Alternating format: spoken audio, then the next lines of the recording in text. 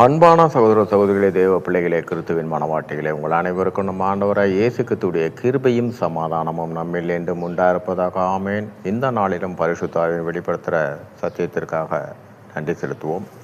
இந்த நாளில் இயேசுவா நாமா? சரி, இந்த காரியத்தை குறித்து பார்ப்போம். இப்போ நமக்குள்ள ஒரு கேள்வி, நம்முடைய கரத்தை அவர் பிடித்திருக்கிறாரா, இல்லை அவருடைய கரத்தை நாம் பிடித்திருக்கிறோமா? நமக்கு உடனே ஒரு பதில் வரும், இல்லை என்னுடைய கரத்தை தான் அவர் பிடிச்சிருக்கிறாருன்னு. ஏன் நமக்கு நம்மளை முன் வைக்க முடியல?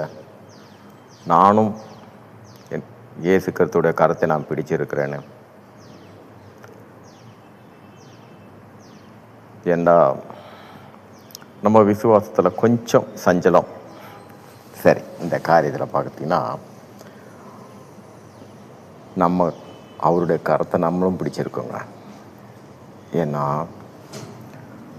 ஒரு எப்படி காரியத்தை சொல்லுவோம் என்றால், ஒரு ஒரு செகண்ட் ஸ்டாண்டர்டு படிக்கிற ஒரு பையனை வச்சுங்களேன், அவன் கூட படிக்கிற பையன் அவனை அடிச்சிட்டான்னா அவனை எதிர்த்து அடிக்க முடியாது.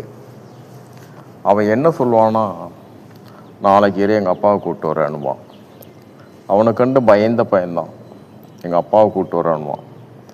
மறுநாள் அவங்க அப்பாட்ட சொல்லி அவங்க அப்பாவை வந்துடுவார். அவங்க அப்பா வந்து டீச்சர்ஸ் இருக்கும்போது அவர் சொல்லுவார், யார் என் பிள்ளையை அடித்தார்? இந்த பையனை பார்த்தீங்கன்னா அந்த கிளாஸில் உட்காந்துருக்க பையனை நேராக போய் சட்டை பிடிப்பான்ப்பா, இவன் தான்ப்பா என்ன அடித்தான். இந்த தைரியம் நேற்று எங்கே இருந்தது? இந்த தைரியம் அவங்க அப்பா வந்தோன்னே எப்படி வந்தது? அதே தாங்க, நம்ம ஒரு கரத்தில் பிடிச்சிருக்கிறதுனால தான் நம்ம எல்லா காரியத்திலும் நம்ம ஆண்டவரோடு நம்ம சொல்லுவோம். நம்ம வெளியில் சொல்ல முடியாத காரியத்தை கூட, நம்ம குடும்பத்தாருக்கு சொல்ல முடியாத காரியத்தை கூட நாம் அவர்கிட்ட சொல்லுவோம். ஏன்னா எனக்கு அவர் இருக்கிற ஒரே தைரியம், அவர் கையை நான் பிடிச்சிருக்கிறதுனால தான் எனக்கு எதுனாலும் என் அப்பா அதை எனக்கு செய்வார். இப்போ பார்த்தீங்கன்னா நம்மளோட விசுவாசம் எங்கே இருக்குன்னா, ஒரே காரியம்,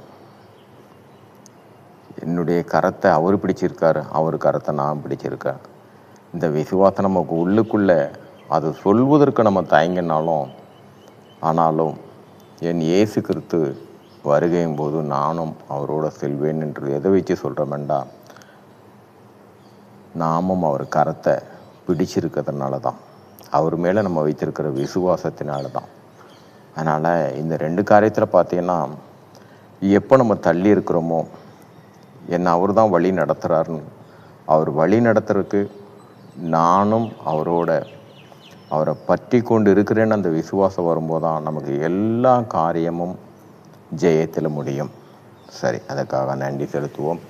ஆவியானவரை இந்த நாளிலும் எங்களுடைய உள்ளான விசுவாசத்தை குறித்து வெளிப்படுத்தினீரப்பா, அதற்காக நன்றி செலுத்துகிறோம். இந்த காரியத்தின் மூலம் எல்லாவற்றிலும் மூவரிலும் ஒருவராக இருக்கிற என் தேவனே, உம்முடைய நாமம் ஒன்றுக்க மையம் உண்டாதாக. ஆமீன்.